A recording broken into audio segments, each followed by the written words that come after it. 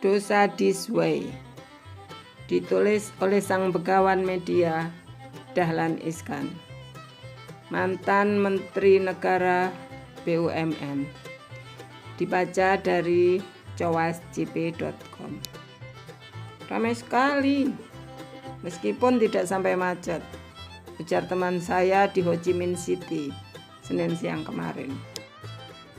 Senin itu adalah hari pertama Vietnam boleh bekerja kembali setelah lockdown 3 minggu. Ya, hanya 3 minggu lockdownnya. Vietnam, Anda sudah tahu, memang luar biasa. Dari 90 juta penduduknya, hanya 270 orang yang terkena COVID-19. Yang meninggal, 0. Penderita barunya, 0. Yang meninggal baru, 0. Itu karena sejak awal Januari Vietnam sudah siaga penuh. Asumsi pemerintahnya jelas, virus itu pasti akan masuk Vietnam. Wilayahnya berbatasan langsung dengan Tiongkok. Banyak pula penerbangan antar dua negara, pun yang jalan darat. Belum lagi begitu banyak industrial estate milik Tiongkok di Vietnam. Teman saya itu bekerja di perusahaan milik Belanda di Vietnam. Selama lockdown 3 minggu, dia bekerja dari rumah. Meski belum 100%, ekonomi Vietnam sudah jalan lagi.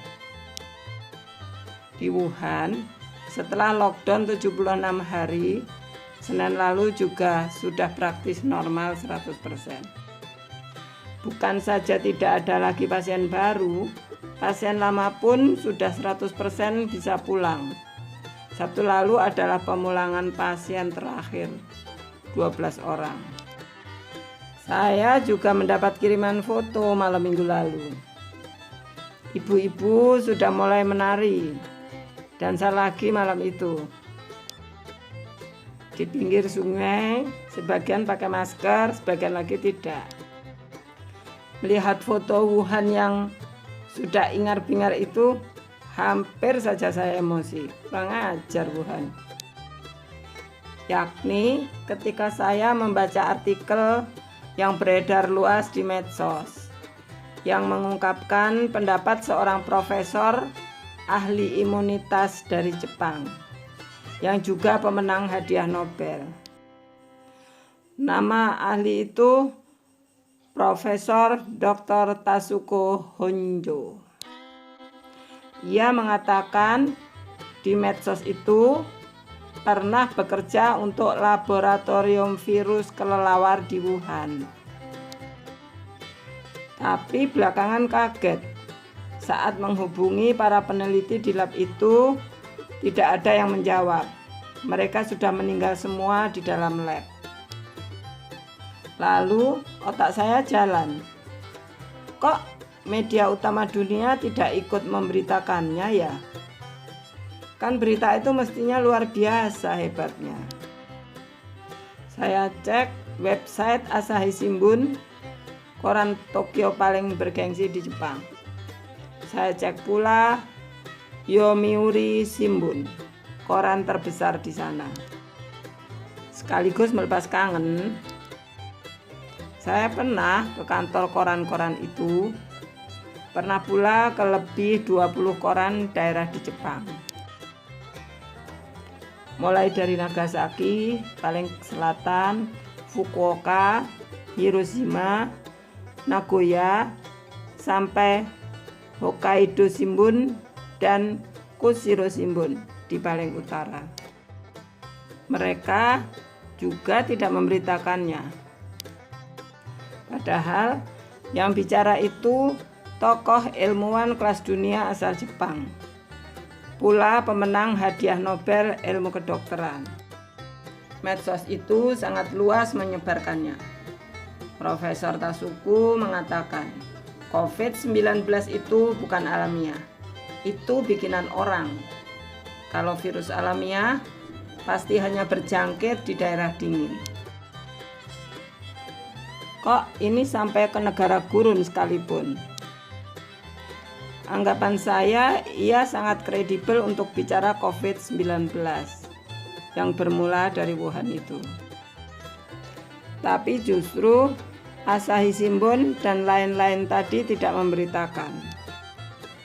Koran-koran utama di Amerika juga tidak memberitakan. Saya cari ke koran-koran di Inggris juga nihil. Akhirnya saya lega. Ketika tulisan ini saya buat, saya menemukan ulasan soal itu di website yang spesialisasinya mengecek kebenaran sebuah isu. Nama website itu Newsmeter dari Hyderabad, India. Banyak negara sudah memiliki website yang seperti Newsmeter. Ketika ini tulisan selesai saya buat, beberapa media dalam negeri mulai membahasnya. Termasuk situs pengecekan fakta asal Amerika Serikat, Snopes. Kata Newsmeter, semua itu hoax. Tidak benar sama sekali. Nama profesor itu benar adanya, bahwa ia pemenang hadiah Nobel. Tapi sang profesor tidak pernah bicara seperti itu. Bahkan tidak pernah bicara soal Wuhan. Sewaktu membaca heboh di medsos itu, hampir saja saya terpeleset mempercayainya. Saya kan pernah terpeleset satu kali, waktu ada hoax tentang Singapura. Yang isi hoaxnya, pendatang ke Singapura langsung dites di bandara. Bila positif, langsung dimasukkan rumah sakit atas biaya sendiri. Gara-gara harus lebih hati-hati itu, saya hampir tidak percaya ketika ada berita ini. Ada 3.000 penderita baru COVID-19 di Singapura. Hanya dalam 2 hari. Masa sih di Singapura yang manajemennya begitu hebat, terjadi pendadakan seperti itu? Ternyata pendadakan itu benar adanya. Singapura baru saja kecolongan di barak-barak buruh kasar di sana. Asrama buruh bangunan itu telah jadi pusat penyebaran COVID-19. Kecanggihan ilmu manajemen seharusnya bisa mengantisipasinya. Berarti doktrin manajemen, analisis persoalan potensial tidak dijalankan. Singapura mirip Magetan, yang sejak awal mestinya juga tahu ada faktor persoalan potensial di sana, yakni Temboro. Siapapun tahu, Desa Temboro adalah salah satu pusat jamaah tabligh di Indonesia. Tentu, saya pernah ke Temboro. Makan siang gayeng bersama kiai utama atau sepuh dan para ustadz di sana. Saya memang selalu bangga pada jamaah tabligh. Gerakan ini sangat damai dan mandiri. Tapi kekompakan dan sifat kekeluargaan kelompok ini kini menjadi titik lemahnya. Bukan mereka yang salah, tapi zaman memang sudah terbalik. Seperti digambarkan dalam humor yang beredar luas itu. Bersatu kita runtuh. Saya merasa ikut bersalah. Kok tidak mengingatkan itu ke Pemkab Magetan agar diantisipasi?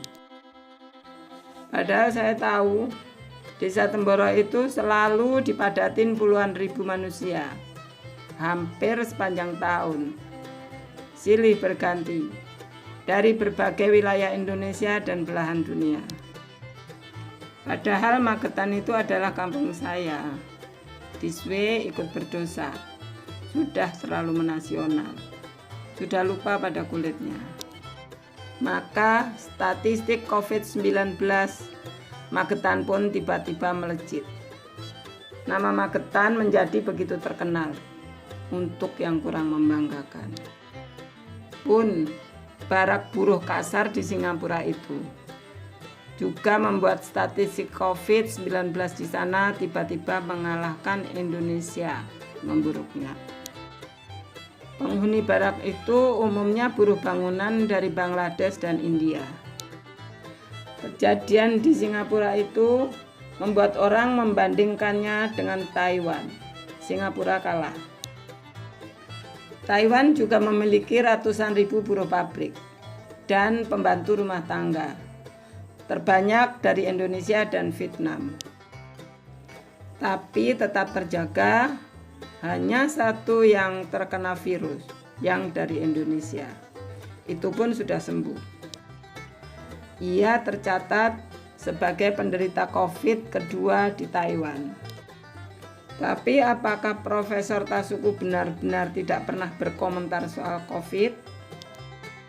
Ternyata tidak juga. Ahli imunitas itu pernah membuat pernyataan. Isinya, COVID-19 bermula di Tiongkok. Tapi Tiongkok akan yang pertama bisa mengatasinya. Saya tidak bisa mengatakan apakah itu akan membuat Tiongkok kian berpengaruh di dunia atau dunia akan menjauhi Tiongkok, katanya. Pernyataan itu dibuat tanggal 10 April 2020. 2 minggu kemudian muncul satu akun Twitter dengan nama profesor itu. Tapi Twitter itu hanya 2 kali mengunggah isi, seolah pendapat Profesor Tasuku beneran. Saya tidak tahu apa maksud akun Twitter tersebut dibuat dengan nama saya, ujarnya. Untung ada Newsmeter. Media klarifikasi ini menjadi sangat terkenal. Yang menulis klarifikasi tadi adalah Amrita Mohan, reporter di media itu. Ia seorang master jurnalistik dari Hyderabad University.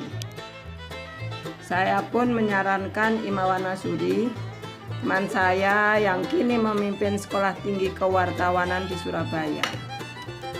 Nama sekolah itu Stikosa, DH, Akademi Wartawan Surabaya. Agar jurusan jurnalistiknya bisa mempunyai tim yang sangat kuat untuk news clearing house seperti Newsmeter. Media sosial begitu bebas sekarang ini. Perlu lembaga pengecek kebenaran semua isu yang menyesatkan. Aneh juga, mengapa saya menyarankan itu ke teman saya? Mengapa tidak saya sendiri yang melakukan?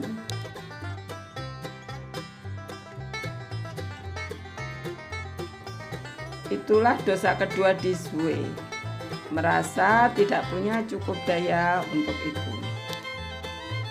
Tapi ini bukan soal sumber daya saja.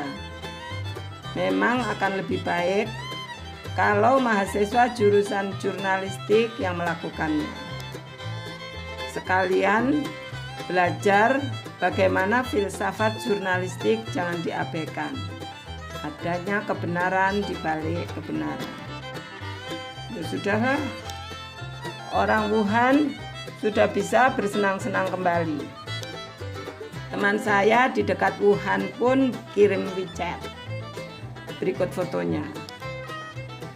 Ia lagi berada di lobi sebuah restoran yang sangat besar bersama keluarganya.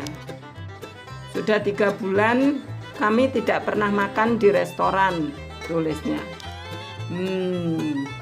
Kalau saja 2 bulan lalu kita sudah lockdown, mungkin malam minggu nanti kita juga sudah bisa ke restoran. Atau justru sudah ke kuburan. Terima kasih sudah bersedia mendengarkan Diswe hari ini. Semoga bermanfaat dan menginspirasi. Jangan lupa subscribe, klik lonceng, like, komen, dan share.